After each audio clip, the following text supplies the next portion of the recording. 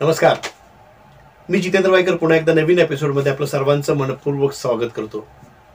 मित्रांनो, आज मी एका अशा अभिनेत्रीबद्दल तुमच्यासोबत काही गोष्टी शेअर करणार आहे, ज्या अभिनेत्रीला असं आपण म्हणतो की बॉलिवूड इंडस्ट्रीमधली ही सगळ्यात टॉपची अभिनेत्री म्हणून जिला मानलं जातं, जिला ओळखलं जातं, एक उत्तम अभिनेत्री म्हणून जिला ओळखलं जातं, जिने वयाच्या 21व्या वर्षी पहिला नॅशनल अवॉर्ड जिंकला होता आणि फक्त तिचं 10 वर्षाचं करिअर होतं या फिल्म इंडस्ट्रीमध्ये आणि 10 वर्षाच्या करिअरमध्ये तिने दिग्गज कलाकारांसोबत आपला अभिनय केला आणि आपलं एक वेगळं नावलौकिक आणि स्वतःबद्दलची एक वेगळी जागा निर्माण केली होती.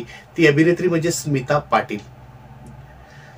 नुकतंच 17 ऑक्टोबर झाला आणि 17 ऑक्टोबरला तिचा बर्थडे होता, त्यांचा जन्मदिवस होता आणि त्या निमित्ताने त्यांच्याबद्दल काहीतरी थोडंसं सांगावं माझ्या सबस्क्रायबरला. तर तुमच्यासाठी मी एक छोटासा व्हिडिओ शेअर करण्याचा हा प्रयत्न मी करत आहे. मित्रांनो, असं म्हणतात की एखादी मुलगी जर चांगला अभिनय करत असेल, एखादी अभिनेत्री जर चांगला अभिनय करत असेल तर तिला पटकन आपण म्हणतो की अरे स्मिता पाटील सारखा अभिनय करते. म्हणजे आजही स्मिता पाटील तुमच्या आमच्या सगळ्यांच्या मनामध्ये घर करून गेलेली आहे. एक उत्तम अभिनेत्री म्हणून तिला आपण ओळखतो सुद्धा. तर त्याच अभिनेत्रीबद्दल काही महत्त्वाच्या गोष्टी तुमच्यासोबत मला शेअर करायला आवडतील. 1955 साली 17 ऑक्टोबरला तिचा जन्म झाला पुण्यामध्ये. तिचे वडील होते शिवाजीराव पाटील. ते महाराष्ट्राचे एक नामांकित नेते होते, पॉलिटिशियन होते. त्यांची ही कन्या. लहानपणापासूनच स्मिता पाटील यांना अभिनय करायची खूप हौस होते, डान्स करायची खूप हौस होती. तिने काही बाल कलाकार म्हणून सुद्धा तिने काही नाटकामध्ये कामं केली, काही चित्रपटांपासून सुरुवात केली आणि असं करता करता तिचा हा अभिनयातला प्रवास हा सुरू झाला. हा प्रवास जेव्हा सुरू झाला, तिने एक पहिला चित्रपट तिला मिळाला होता. त्या चित्रपटाचं नाव होतं चल मेरे साथ. हा ब्लॅक अँड व्हाईट सिनेमा होता. 1974 साली हा चित्रपट प्रदर्शित झाला होता आणि या चित्रपटाच्या माध्यमातून ती पहिल्यांदाच बॉलिवूडमध्ये तिची एंट्री झाली होती. बॉलिवूडमध्ये एंट्री करत असताना ही नवोदित कलावंत होती. वयाच्या 21व्या वर्षी तिला चक्र नावाचा सिनेमा मिळाला आणि चक्र सिनेमा तिच्यासाठी टर्निंग पॉईंट ठरला आणि त्या सिनेमालाच तिला नॅशनल अवॉर्ड मिळालं. म्हणजे करिअरच्या सुरुवातीला ज्या अभिनेत्रीला नॅशनल अवॉर्ड मिळू शकतं, ती अभिनेत्री किती दमदार, किती सक्षम असू शकेल हे तुम्हाला कळलंच असेल. स्मिता पाटील यांच्याबद्दल आणखीन काय गोष्टी सांगाव्यात.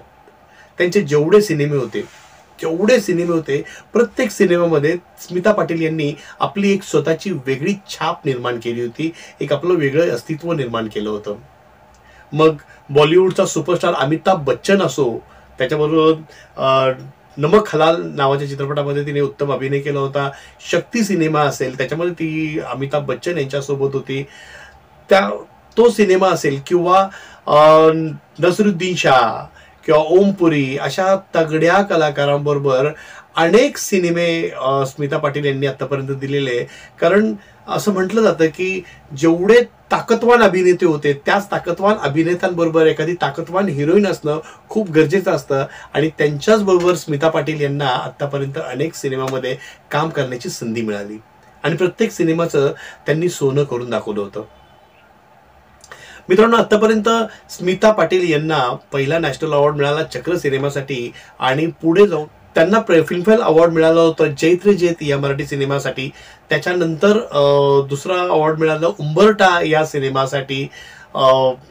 स्मिता पाटीलनी ज्या पद्धतीने खूप कमी वयामध्ये एक वेगळी उंच उडी घेतली होती, त्याचप्रमाणे स्मिता पाटीलने त्याच वयामध्ये, त्याच कमी वयामध्ये किंवा त्या कमी लाईफ स्पॅनमध्ये त्यांना अनेक गोष्टींना सामोरं जावं लागलं होतं. कारण त्यांची आलोचना करण्यात आली होती, त्यांना नावं ठेवण्यात आली होती. ते कारण असं होतं की त्यांचं प्रेम राज बब्बर यांच्यासोबत जमलं होतं.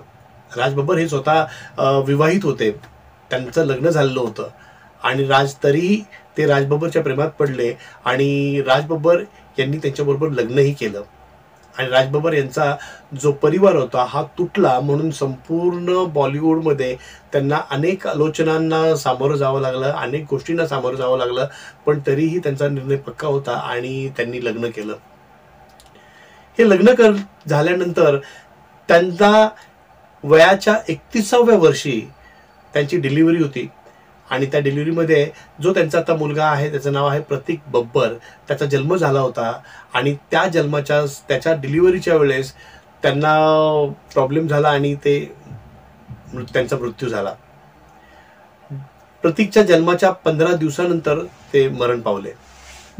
पण ह्या फक्त या छोट्याशा स्पॅनमध्ये 10 वर्षाच्या स्पॅनमध्ये स्मिता पाटील यांनी दिग्गज लोकांसोबत कामं केली. त्यांनी एक वेगळं अस्तित्व निर्माण केलं. त्यांचा एक माइलस्टोन आजही आपण मान्य करतो. त्यावेळेला आपण 17 ऑक्टोबर आता नुकतीच होऊन गेली आहे, पण त्याच्यानंतर मी हा व्हिडिओ बनवतो. पुन्हा एकदा स्मिता दीदींना आपण सॅल्यूट करूया. त्यांना अशी अपेक्षा करूया की जशी स्मिता पाटील या आपल्या चित्रपटसृष्टीमध्ये होते तसेच अनेक कलावंत येत राहतील आणि स्मिता पाटील यांचं अनुकरण करत राहतील. तर अशा या दिग्गज अभिनेत्रीला माझा सलाम करून हा एपिसोड इथंच संपवतो. पुन्हा एकदा भेटूया पुढच्या नवीन एपिसोडमध्ये नवीन काहीतरी विषय घेऊन. See you then, signing of.